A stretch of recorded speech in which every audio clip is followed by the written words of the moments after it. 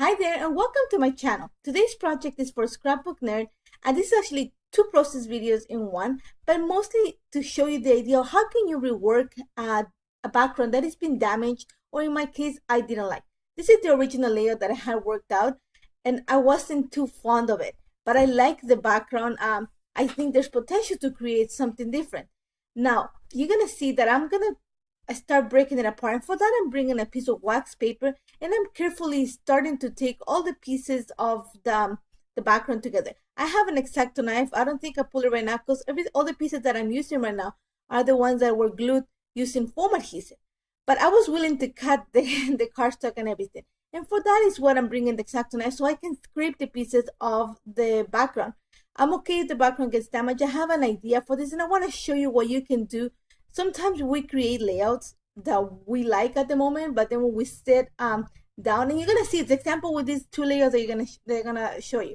They don't gel properly. I don't know if that's happened to you. It happens to me quite often. It has to do a lot with self-doubt. But in this case, I thought it was really busy for what I was trying to convey. The picture just got lost. There was a lot of gold and stuff like that. So I'm just gonna rework. And this is the first layer. I'm going to rework the same layer to look exactly the same, but I'm going to take all those leaves that are on the side.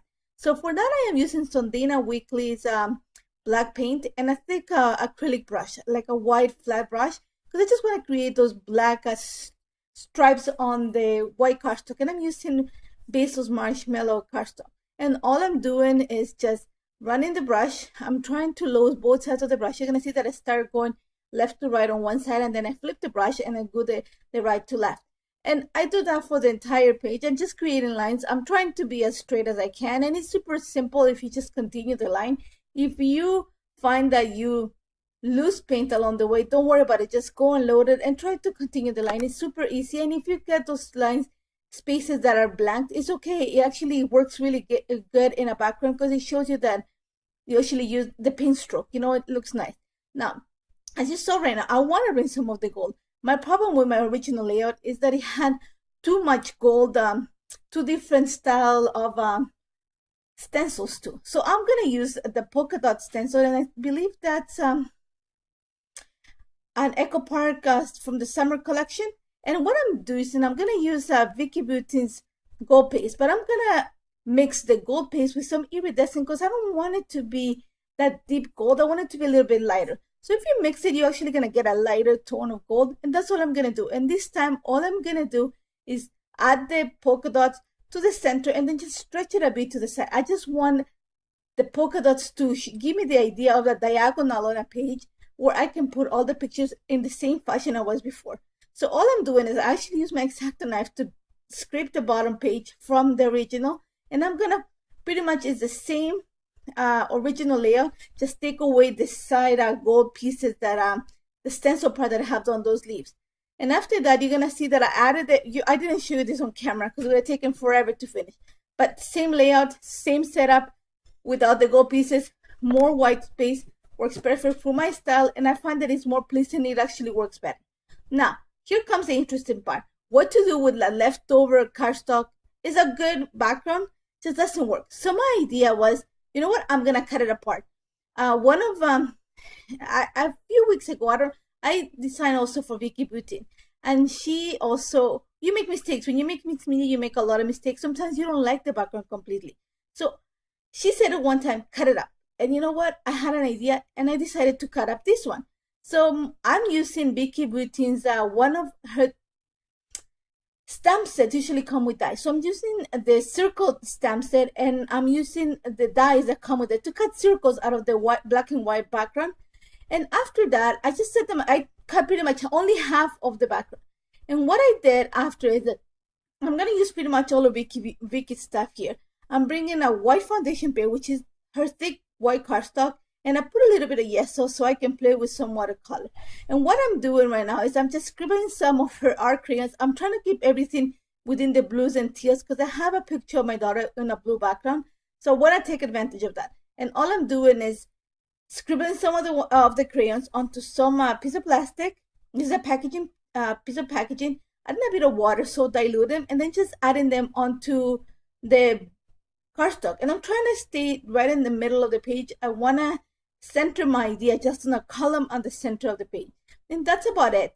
One of the things that you see right now, I'm not being like, oh my God, super careful, or like I'm not trying to make it really deep, but I want to get a good shade of blue. I don't want it too pale. I don't want it too dark. I don't want it to contrast a lot, because I have the black and white circles that I cut.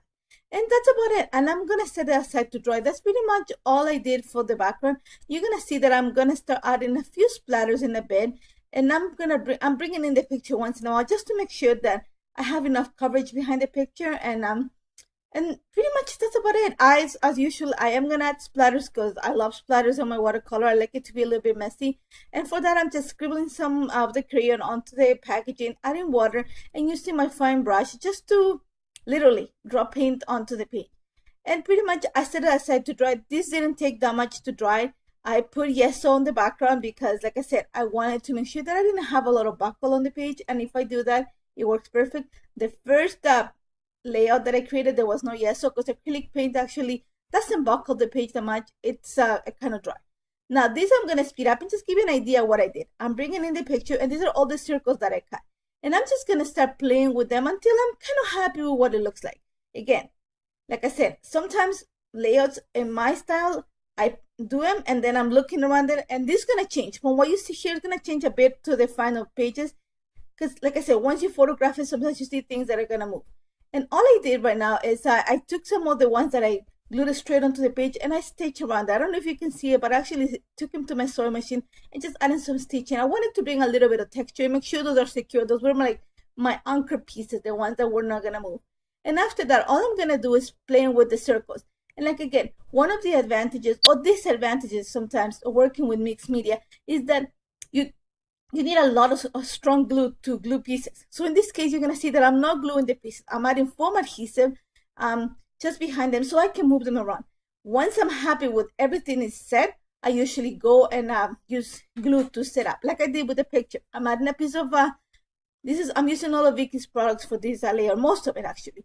And I add a piece of paper from her collection, a piece of fun foam behind the picture, and actually use glue so it will stick to the mixed media. And that's about it. You're going to see that I'm playing with the circles. Like I said, they're not completely glued, so I can play around. You're going to see that I'm going to start moving pieces. So everything like works for what I think pleasing to the eye. In this case, my eye. I'm bringing some of the pebbles. This is from their latest, one of the baby's collections. And I bought the titles because I love working with foam titles. After that, I'm bringing the party patio. Sorry. Am I saying it properly? Party from Pebbles, sorry. And I'm adding some of those butterflies. I wanted some of that dimension on the page, and also because Vicky had the robins that are that teal color, and I wanted to add these butterflies. I wanted these butterflies to create sort of a pattern in between the circles to guide the eye through the page. After that, I am gonna bring it's a combination of Vicky's latest release and the previous one, just to add some sentiment around the page, a few details, and that's pretty much it. Super simple. Like I said right now, what you see right now, it doesn't change much to the final pictures. I think I took away a few of the circles just because I thought it was really busy, and it just didn't work at the end for me. Like I said, an advice that I'm going to give you when you're working something is, take your time, make it sit down, and then, consider it. But that's about it, guys. Super simple. This is one of the things that you can do when you damage a background, or if you don't like your layouts, let it sit for a little bit, see what you can rescue out of it. You know what? I agree with Vicky on this when she says you can cut cardstock, and it's just, I know it can be, sounds, but it's only $1. And it's a way to practice your mixed media. In my case, it's a way to, work out 2 layouts from one. So try it. Let me know if you have any questions on how this came together. I would love to help you if you have any questions. Don't forget to check a Scrapbook Nerd. All the products that I use come from them. And thank you so much for joining me today. It was really fun, and I hope to see you next time. Take care.